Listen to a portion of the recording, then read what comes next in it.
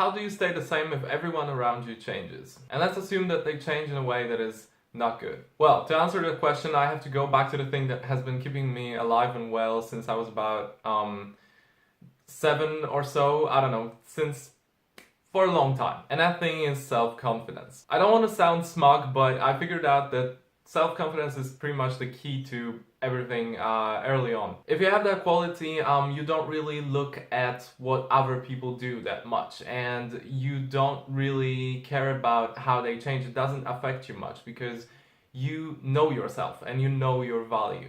Even if it is your idols that change, you don't follow their path. And no matter what the situation is, you can handle it with relative control and calmness, because your sense of value isn't dependent on what other people think about you. Now, that of course only works to an extent, because not everyone is as strong, if that's the word, and not everyone is really able to take their self-worth and separate it from their surroundings completely. But sometimes you have to if you want to stay the same or evolve and be better. One thing's for sure, if your self-confidence levels are really low, then it will be really hard for you to know how to behave and how to achieve this or that, and in general to know who you are. And it's really good to know that, trust me. Now, this video isn't about how to achieve the healthy level of self-confidence.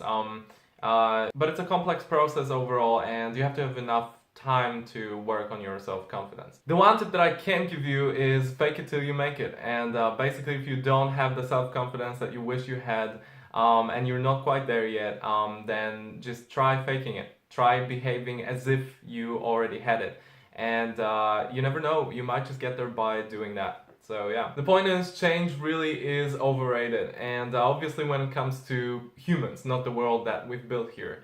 But yeah, people say that somebody grows up, so they're exploring their life and they have the right to change, and change is never wrong, blah blah blah. No, ladies and gentlemen, change can be both right and wrong. And it is more often wrong in practice, because it's just easier for us to give ourselves an excuse to do something that is not totally okay, than to give ourselves enough motivation to go up. The key, of course, is to have good judgment and recognize signs of bad change early on and stamp it out as soon as it happens. And let's end on that note. I'll see you next time. Bye.